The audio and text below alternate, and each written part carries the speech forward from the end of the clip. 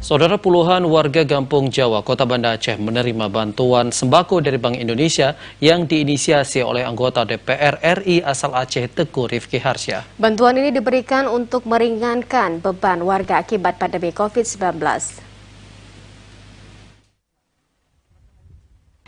Meski angka COVID-19 saat ini sudah melandai, namun dampak dari pandemi COVID-19 hingga kini masih dirasakan oleh masyarakat. Kondisi ini pula yang sangat dirasakan oleh sejumlah masyarakat yang berprofesi sebagai pemulung di Kampung Jawa, Kecamatan Kutaraja, Kota Banda Aceh. Untuk meringankan beban perekonomian warga, Bank Indonesia menyerahkan bantuan puluhan paket sembako kepada warga setempat. Pemberian bantuan paket sembako ini merupakan inisiasi dari anggota DPR RI asal Aceh Teguh Rifki Harsha atau TRH.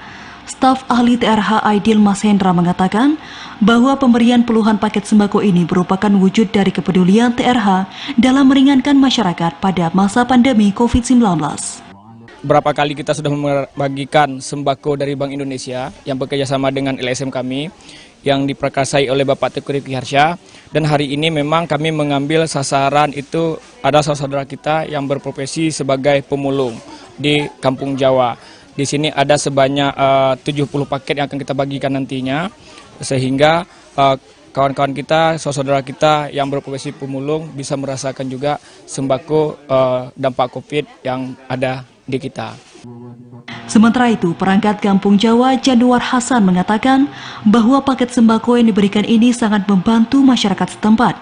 Dirinya pun mengucapkan rasa terima kasihnya kepada TRH dan Bank Indonesia yang telah memberikan bantuan ini.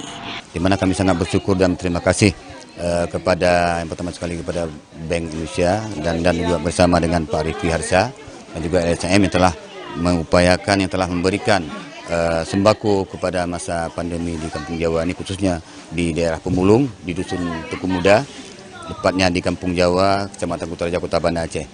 Masyarakat ini sangat bersyukur dan terima kasih kepada Bapak Teguh Rifki Harsha dan juga kepada staf daripada TRH yakni Pak Aidil dan teman-teman kami yang daripada pengurus daripada TRH.